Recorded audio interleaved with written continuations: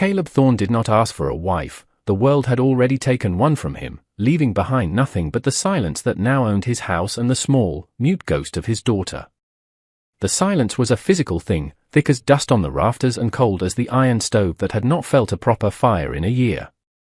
He lived in a tomb of his own making, a monument to a grief so vast it had swallowed his voice and frozen his heart. So when the men from town, their faces flushed with whiskey and malice, dragged the woman to his porch, it was not an act of charity but a joke sharpened with cruelty.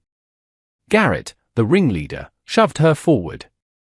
She stumbled, a small, bird-like figure in a threadbare tunic, her hands bound and her eyes fixed on the splintered floorboards. A gift, Thorne, Garrett sneered, his laughter a foul cloud in the crisp air. From the railroad. A bit of China silk to warm your bed. No charge. They saw him as a beast, a man hollowed out and living on the edge of savagery. They thought this offering would either break him completely or confirm their assessment of his monstrosity. Caleb looked at the woman. Her name, they said, was Mai. She was a piece of property, bought and sold, her humanity a footnote in a ledger. He saw the bruises on her wrists, the terror she fought to keep from her face. He should have refused. He should have sent them away with the force of his rifle, but something in their sneering faces, in the confident cruelty of their jest, sparked a cold, defiant ember in the ash of his soul. He would not give them the satisfaction of his outrage or his despair. He dropped a few coins at Garrett's feet, the metal ringing with grim finality on the porch. She's not a gift, Caleb said, his voice a rasp of disuse. She's purchased. He turned his back on them, leaving the woman standing in the doorway, a fragile spectre caught between a brutal past and an uncertain, frozen future. He did not offer her a room, only a gesture toward the cold, windowless storeroom. It was a transaction, nothing more. A cook, a cleaner. Not a wife. Never a wife. Mai followed the line of his pointing finger into the darkness of the storeroom. The air was thick with the scent of dried herbs, dust, and something deeper, a profound, settled sorrow. She heard the main door close, the bolt sliding home with a sound like a coffin being sealed. Her bindings were cut, but she was no less a prisoner. Here, in this remote cabin at the edge of the world, she was at the mercy of a silent, broken man whose eyes held the same desolate emptiness as the landscape outside. Fear was an old companion, a cold stone in her belly, but exhaustion was a heavier burden. She sank onto a pile of burlap sacks, her body aching from the journey and the rough hands that had passed her from one owner to the next. For a long moment, she simply breathed, listening to the sounds of the house. There was the heavy, measured tread of the man, Caleb, moving in the main room. And another sound, softer, a whisper of movement, the child she had glimpsed hiding behind his leg, a girl with wide, haunted eyes. The silence in this place was not peaceful, it was a wound. She knew she had to fill it, not with words, but with purpose. To be useful was to be safe. To be idle was to be disposable. She rose, her limbs stiff, and stepped out of the storeroom. The man was staring into the cold hearth, his back to her. The child was nowhere to be seen. Mai moved past him, her steps light, and knelt before the fireplace. The ashes were packed hard, grey and lifeless. With careful, deliberate motions, she began to clear them away, her small hands working with an efficiency born of long practice. She found the kindling box, the flint and steel. A spark caught, a tiny orange star in the gloom. She nurtured it, blowing gently, feeding it slivers of wood until a small, hungry flame flickered to life. The fire crackled, a sound so alien in the profound quiet that Caleb flinched, turning to look at her. His expression was unreadable, a mask of stone. She met his gaze for a heartbeat, then lowered her eyes back to her work, tending the first warmth this house had known in a very long time. In the days that followed, Mai moved through the house like a gentle tide, slowly eroding the shores of neglect. She did not speak to Caleb, and he did not speak to her. Their communication was a silent language of objects and actions. He would leave a sack of flour on the table, and by midday, the scent of fresh bread would fill the cabin, a warm, yeasty ghost of a memory that pricked at his senses. He would bring in a pail of milk from his lone cow, and she would turn it into soft cheese and butter. She found his wife's sewing basket, the needle still threaded in a piece of unfinished embroidery. With reverence, she set it aside and used her own needles to mend his torn shirts and patch the knees of the little girl's dress. The stitches were impossibly small and neat, a line of perfect, ordered beauty against the coarse, worn fabric. The child, Lily, watched her from the shadows. She was a wisp of a thing, all eyes and silence. Mai never approached her directly, never forced an interaction. Instead, she left small offerings in places she knew the girl would find them, a perfectly round stone polished to a soft gleam, a vibrant blue feather from a jay, a chain of daisies woven with delicate skill. She would hum, sometimes, while she worked, low, ancient melodies from a land Caleb could not imagine. The tunes were melancholic yet resilient, weaving through the silent air of the cabin like threads of smoke. Caleb found himself listening, his hand stilling as he repaired a harness or sharpened an axe. The sound was an intrusion, a violation of the sacred quiet he had cultivated, yet it did not anger him. It unsettled him in a different way, stirring something deep within the frozen strata of his grief. He began to see the house not through the grey filter of his loss, but through her actions. He saw the way the sunlight caught the dust motes dancing in the air she disturbed while sweeping, the careful way she arranged the wildflowers in a tin cup on the windowsill, the order she brought to the chaos of his life. She was winding the clock of his world, and he was not sure if he wanted it to start ticking again. The house was no longer a tomb. It breathed. The windows, once clouded with grime, were now clear, letting in the harsh, beautiful light of the plains. The wooden floors, scrubbed with lye soap and water, shone with a soft, clean luster. Mai had found a small, broken piece of a porcelain plate in the yard, painted with a single blue willow branch. She kept it on the mantelpiece, a small altar to a forgotten beauty. Caleb saw it every day. It reminded him of his wife, of the life that had been, and a familiar pang of anger and sorrow would tighten his chest. Yet, he did not remove it. To do so would be to acknowledge its power, to admit that this silent woman was excavating parts of him he had long since buried. He watched her hands as she kneaded dough or stitched a seam. They were small but capable, marked with scars and calluses that told a story of hardship he could only guess at. There was a grace in her movements, an economy of motion that was both efficient and beautiful. She was a presence that demanded nothing yet was slowly, inexorably, changing everything. One evening, as a storm gathered on the horizon, he saw her showing Lily how to fold a piece of paper into the shape of a crane. The child's small hands fumbled, but she was focused, her brow furrowed in concentration. For the first time since her mother's death, Lily's attention was fully captured by the world outside her own silent grief. Caleb stood in the doorway, unseen, a sentinel at the edge of a life that was beginning to form without his permission. He felt a strange, protective urge, followed swiftly by a surge of resentment. This woman, this stranger, was reaching his daughter in a way he no longer could. She was melting the ice, and he was afraid of what he would find when it was gone, afraid of the man he would be without the armor of his sorrow. He retreated back into the cold evening air, the rising wind a welcome echo of the turmoil inside him. He was a man caught in a current, and he did not know whether to fight his way back to the desolate shore or let it carry him into the unknown. The truth all began with a single, whispered word. It was a late afternoon, the light slanting low and golden through the clean window panes. Mai was on the floor, using a piece of charcoal from the hearth to draw on a spare piece of smoothed wood. She drew mountains unlike the rugged peaks that framed the valley, and strange, elegant houses with curved roofs. Lily sat beside her, closer than she had ever dared before, her small finger tracing the lines Mai made. Mai, sensing the child's curiosity, drew something simpler, a flower with 5 delicate petals. Lily looked at the drawing, then up at Mai's face.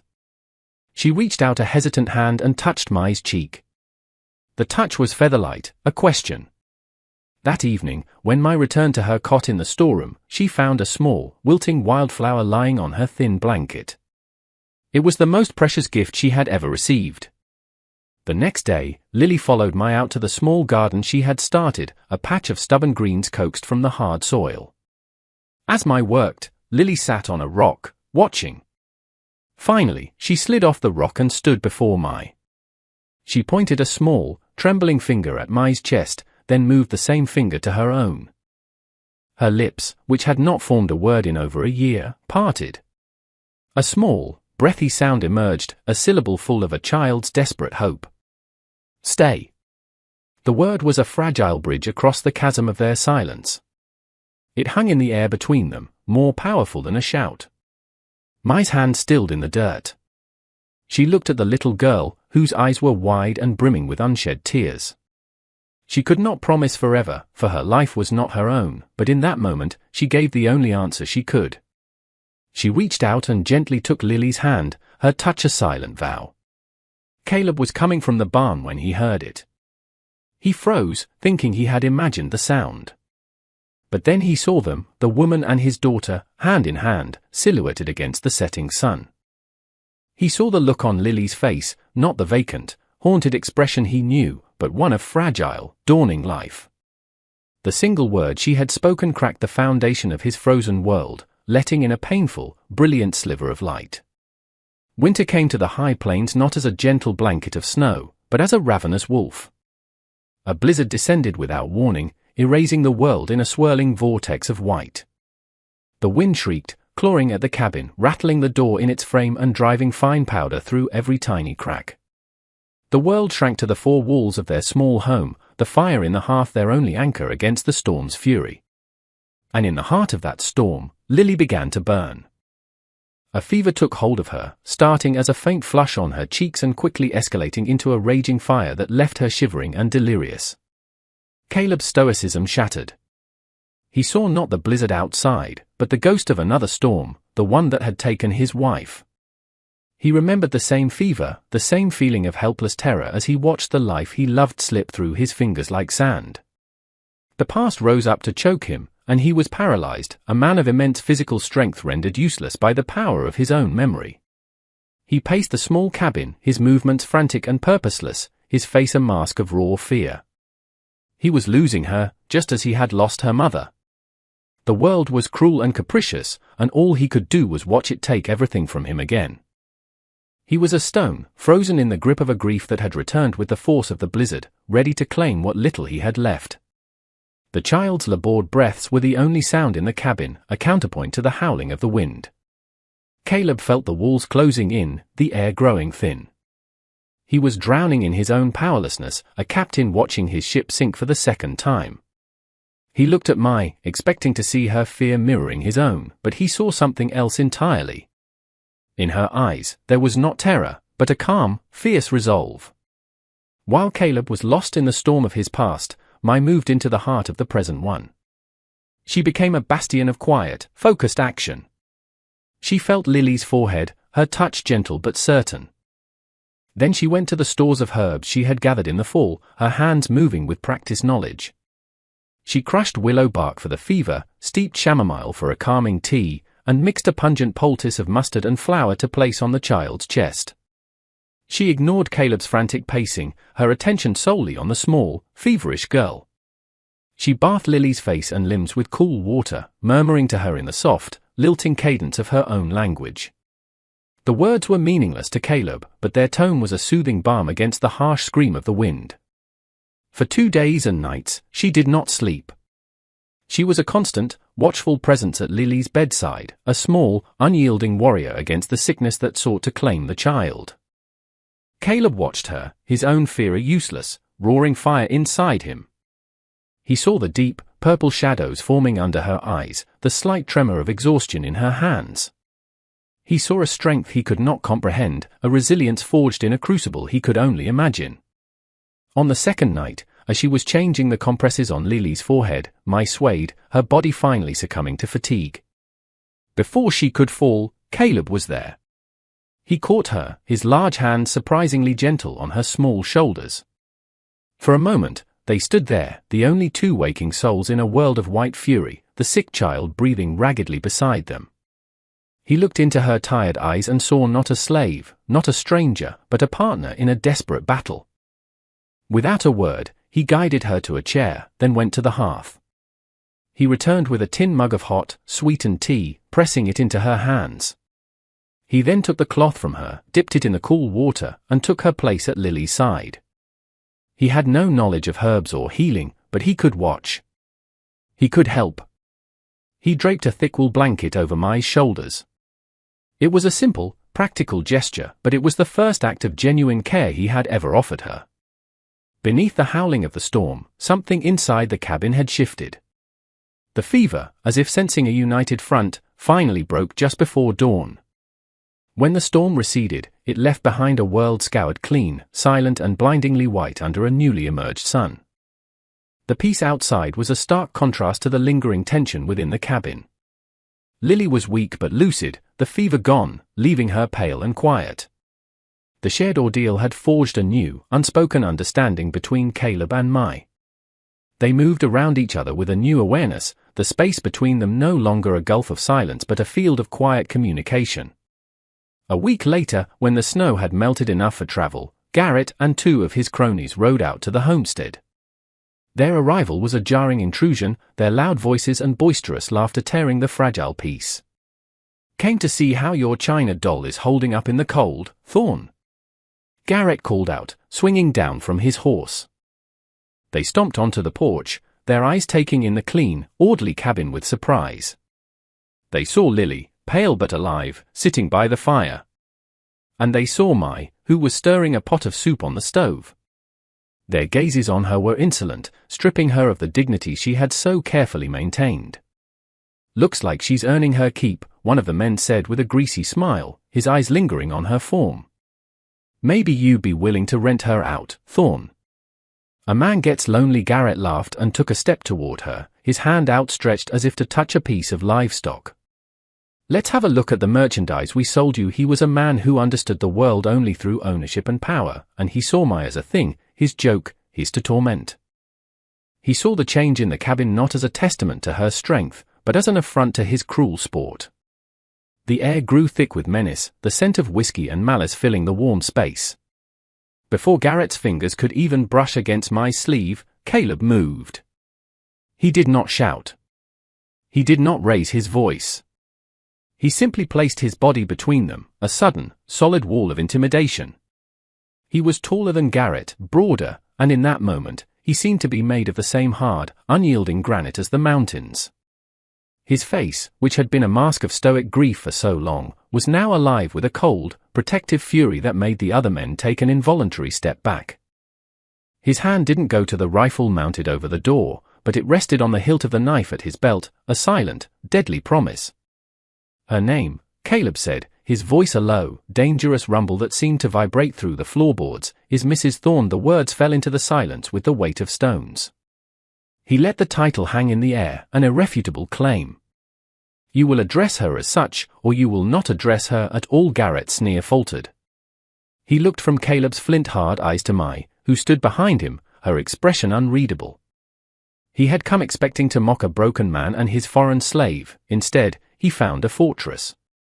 He saw a man who had not been broken, but reforged. The joke was over. "Just having some fun, Thorn," Garrett mumbled, his bravado evaporating in the face of Caleb's quiet rage. He and his men backed away, their retreat clumsy and quick.